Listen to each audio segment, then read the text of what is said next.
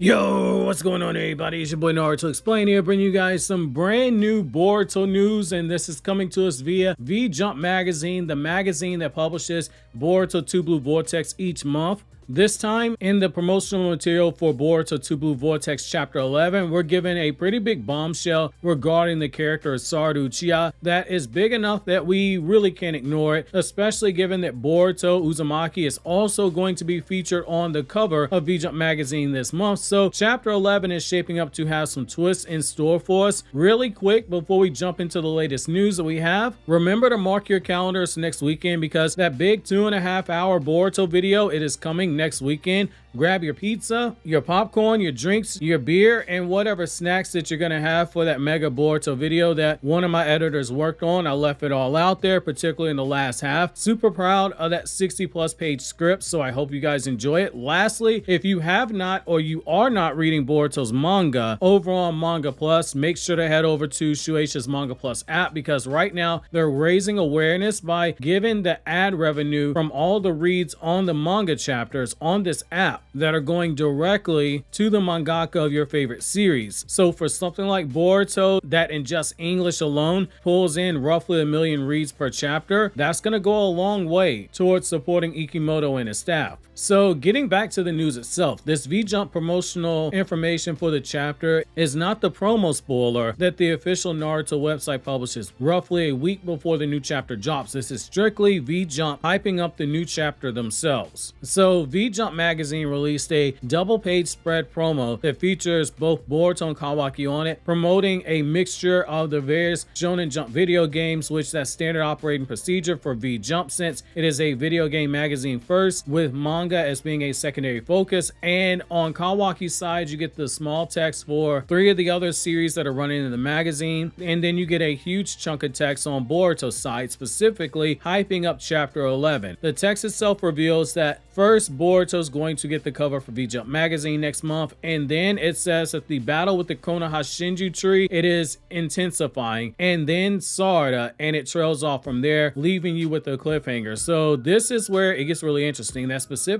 mention of Sarada and then the intentional trailing off to leave you wondering what's happening next. What's the one thing that many fans have been waiting to see in Boruto 2 Blue Vortex? Sarada Uchiha using her Mangekyou sharingan for the first time, to the point where a lot of fans have gotten impatient in regards to seeing her power. Sarada's Mangekyou sharingan powers have been one of the biggest questions that fans have had for the last 15 months, ever since we saw her awaken her Mangekyou sharingan. There were a lot of fans who were pissed off that we didn't see her use Mangekyou during the battle with the claw grimes, and I maintained the stance I did back then that for a power such as this, with this much expectation, in a power like this where you cannot spam it like a moron, like Sasuke did where he burned his eyes out in such a short period of time, whereas everyone else maintained their Mangekyou sharingan for much longer. And most importantly, having Sarada use that power against claw grimes, it would have been a major letdown, and it would have called into question how much stronger she got. When you debut a power in a battle shonen, it is just as important as the power itself, and in terms of fan investment, the timing of the power being shown is arguably more important than the power itself. Allow me to explain. So I'm going to paraphrase a quote by 50 Cent that he made when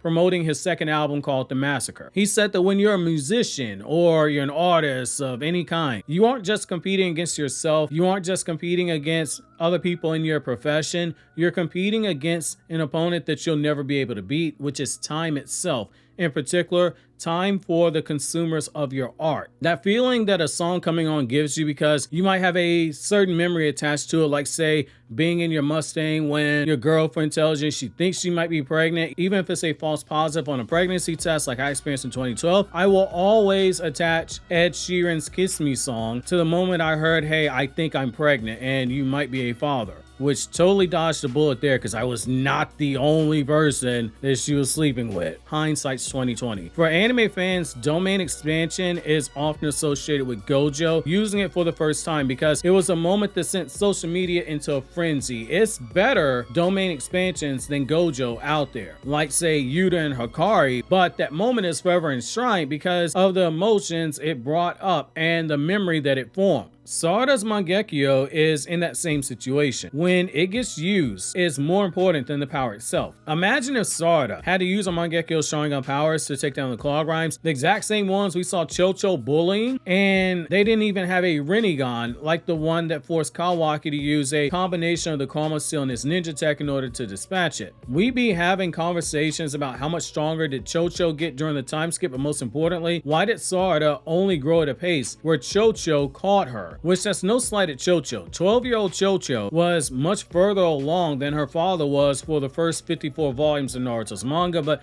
people ain't ready for that conversation. Sarada wasting her Mangekyou at that moment would be like if we saw Sasuke use his Mangekyou Sharingan power Amaterasu, but not against Killer Bee, or we didn't see him use Flame Control or Susanoo against the 4th Raikage, because say we saw him first use that power against some above average fodder that was relative to early Shippuden Kiba. Nobody would care. It wouldn't hit the same because it's not a stage worthy event of seeing it. Similar to how Itachi using Tsukiyomi for the first time in manga format was when he used it on Kakashi at the start of the Search of Tsunade arc. That one moment, it created a moment, and it left the impression with fans that this jutsu is no joke, that Itachi is no joke because of how Kakashi was built up. Imagine if Itachi used that power on, say, Ebisu before that. It wouldn't have the same hype that it does because nobody cares about Ebisu, which is fitting given that Konohamaru was a student. I make these points to say this. This tease of Sarada using her Mangekyou Sharingan in the next fight, this battle with Hidari, it is the appropriate stage for it. Narratively, it works out because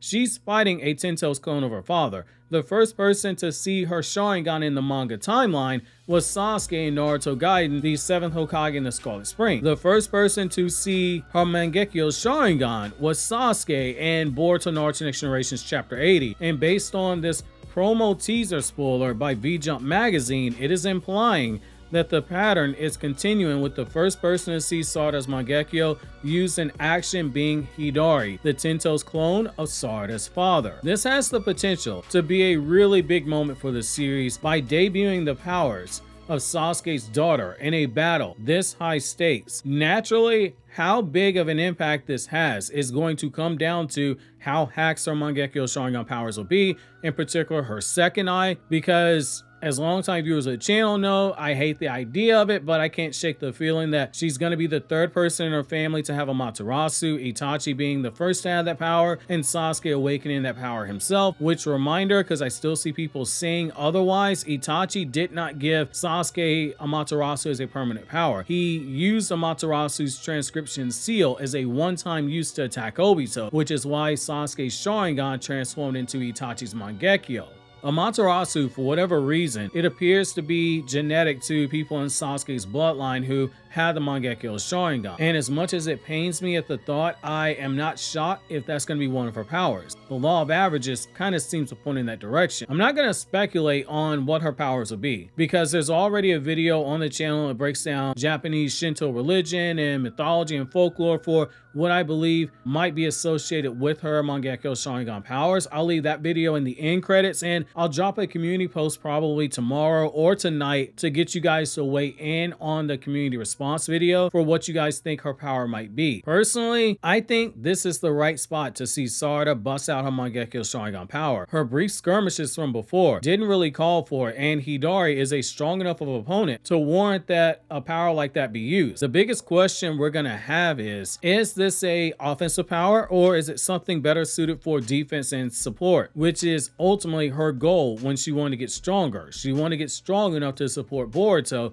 the next time he faced an Otsutsuki level threat, so she wouldn't be left behind. I'm leaning a little bit more in the split the baby version, given the fact that Sarada, again, is so closely associated with Damon and Ada, two characters who have been extremely strongly influenced by the Shinto gods, closely associated with the Uchiha clan, Susanoo and Amaterasu respectively. So something used that will help with those characters in some meaningful way if there's a confrontation is what I believe might be the case. Again, it goes back to the Shinto video linked in the end of the description. The big thing here is that it looks like Boruto 2 Blue Vortex chapter 11 is going to keep his foot on the gas for this next chapter. While about a third of the chapter last month was slowing down a bit to do maintenance in the form of explaining how Kurama was inside of Himawari and getting her mind ready to properly use Kurama's power now that Inojin seemingly joined the Donut Club. It looks like this chapter is going to be heavier on the action side, potentially without a lot of dialogue, which